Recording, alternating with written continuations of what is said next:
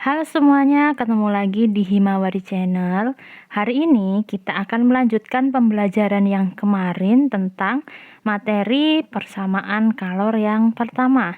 Kalau kalian masih belum nonton video yang kemarin, aku harap kalian tonton dulu karena kalau enggak, kita enggak akan nyambung ya sama pelajaran yang kali ini. Langsung aja ke materinya.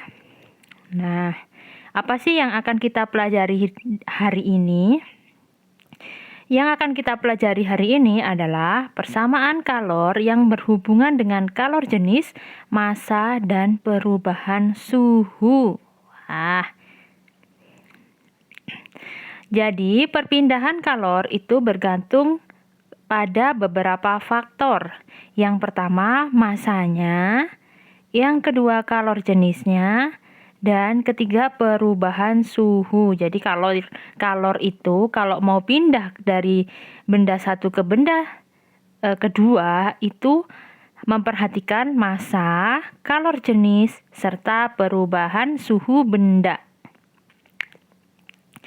Untuk yang pertama, bagaimana sih hubungan kalor dengan massa benda? Wah, gimana ya? Oke. Wah, ada siapa nih? Ini kakak kasih nama Tono ya. Kakak kasih nama Tono. Dan ini kakak kasih nama Tini. Nih, Tono sedang memasak 1 kg daging. Anggap saja ini adalah 1 kg daging. Di saat yang sama, Tini juga memasak daging tapi jumlahnya 2 kilo ya. Meskipun katanya sama, ini anggap aja 2 kg daging ya. Dan memasaknya itu startnya sama. Tono dan Tini sama-sama menggunakan kompor dengan suhu yang sama. Jadi memulainya sama, kompor suhunya juga sama. Ternyata daging Tono lebih cepat matang dari daging Tini ya. Jadi daging masakannya Tini, maksudnya gitu ya. Nah, kenapa ya kok tidak bersamaan matangnya? Ayo, kira-kira kenapa coba? Oke. Jadi, itu dikarenakan daging yang dimasak Tono itu sebanyak 1 kg, sedangkan yang dimasak Tini itu sebanyak 2 kg.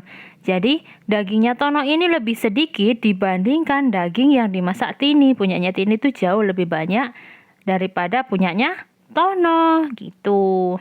Nah, itu dapat disimpulkan kalau semakin besar massa benda, maka semakin besar pula kalor yang dibutuhkan untuk memanaskan benda. Jadi, kalau pengen sama-sama bareng matangnya, otomatis kita harus menambahkan energi kalornya biar sama-sama matang di jam yang sama, kayak gitu. Di sini dapat ditarik kesimpulan kalau kalor dan massa benda itu berbanding lurus ya.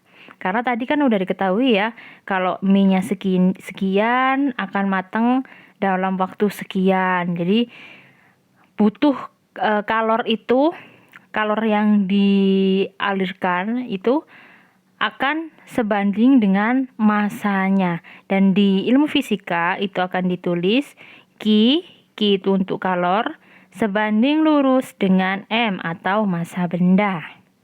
Lanjut ya. Kakak cek dulu ya, kalian udah paham belum hubungan antara kalor dengan massa benda? Ini ada Chef Tono dan Tini ya. Ini lagi tangan kosong. Kira-kira mereka memasak apa? Ternyata Chef Tini mau masak semangkuk ramen.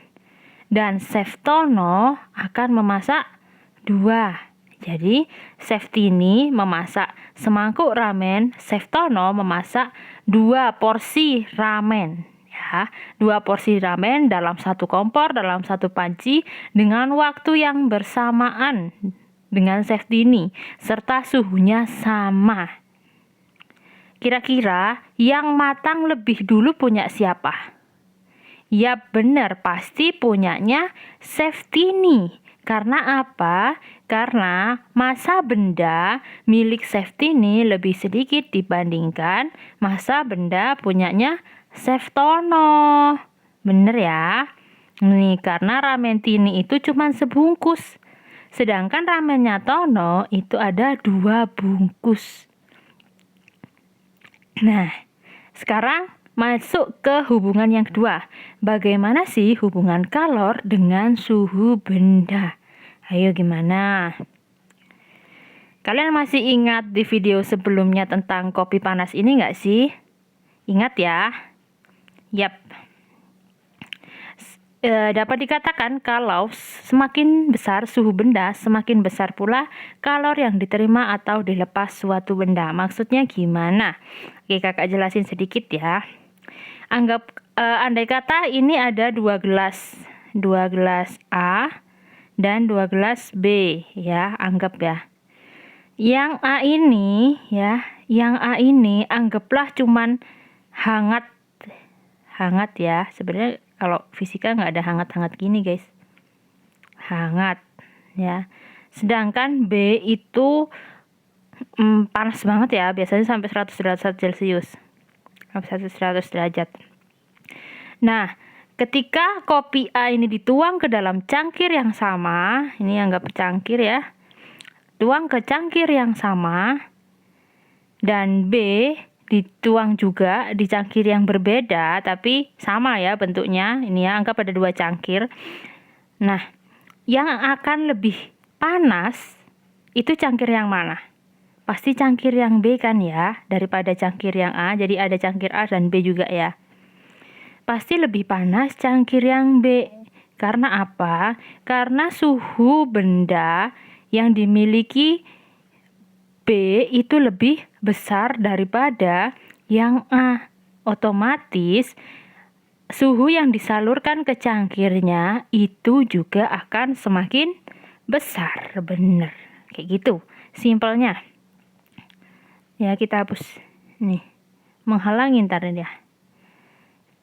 Oke, paham ya? Nah, untuk itu dapat ditarik kesimpulan kalau kalor juga berbanding lurus dengan perubahan suhu. Jadi Q itu berbanding lurus dengan delta T ya, delta T. Lanjut. Nah, yang ketiga, bagaimana sih hubungan kalor dengan kalor jenis benda? Oke. Mungkin kalian bingung ya, apa sih kalor jenis benda? Nah, ini. Kalor jenis benda adalah ukuran banyaknya kalor yang dibutuhkan dalam satuan tertentu untuk bisa mengubah suhu benda bermassa tertentu. Nah, biasanya kalor jenis ini udah ada tabelnya sendiri ya. Atau nanti kalian itu cuma disuruh nyari dari kalor-kalor kayak gini. Nggak mungkin kalian disuruh nyari kalor jenisnya berapa untuk menghitung kalor jenisnya, itu nggak mungkin. Jadi nanti ini biasanya sudah ada dan disediakan tabelnya kalor jenis benda, misalkan air, minyak, itu kalor jenisnya berapa, kayak massa jenis gitulah. Lanjut ya guys. Nah, ternyata semakin besar kalor jenis benda, semakin besar juga kalor yang diterima dan dilepaskan oleh benda. Jadi Q kalor sebanding lurus dengan kalor jenis benda yang dilambangkan dengan C kecil. Nah, dari hubungan itu tadi juga dapat ditarik kesimpulan kalau untuk mencari kalor ya, untuk mencari kalor karena perubahan suhu ya, jadi itu bisa ditarik massa dikalikan kalor jenis benda dan dikalikan delta T, yaitu suhu ya, selisih suhu gitu ya. Ini nih. Nah, nih kalor, untuk mencari kalor ya, untuk mencari kalor itu massanya dalam bentuk kilogram. Kalor jenis itu joule per kilogram. Ini menggunakan Kelvin ya, tergantung soalnya. Dan delta T ya, delta T itu perubahan suhunya berapa. Dan rumus ini digunakan untuk mencari persamaan kalor untuk mengubah suhu suatu benda. Jadi persamaan ini itu kalau kalau bendanya itu bukan berubah wujud atau lebur gitu, itu bukan ya. Jadi cuman berubah suhunya aja dari gelas kosong yang dingin dituangin kopi, itu kalornya berapa ketika dituangin kopi, kayak gitu-gitu ya, bukan untuk hal-hal yang lain. Nah, untuk latihan soalnya nanti kita akan bahas di video berikutnya ya guys ya. Jadi ini nanti kalian catat dulu, di video berikutnya kita akan latihan soalnya seperti apa dan cara mengidentifikasi soal untuk kita tahu harus pakai rumus yang mana itu seperti apa, itu akan aku bahas di video berikutnya. Oke? Nah, mungkin sampai sini dulu pertemuan kita hari ini. Kalau kalian masih bingung dan ada yang pengen ditanyain, silakan aja tuliskan di kolom komentar bagian mana yang belum kalian pahami. Nanti akan aku bantu jawab di kolom komentar ataupun aku akan buatin video-video yang lainnya juga. Jangan lupa subscribe kalau channel ini membantu kalian, dan jangan lupa juga share kalau teman-teman kalian itu ngerasa ini butuh juga. Jangan lupa ya guys ya. Oke, mungkin sampai sini dulu aku akhiri. Thank you semuanya. Bye bye.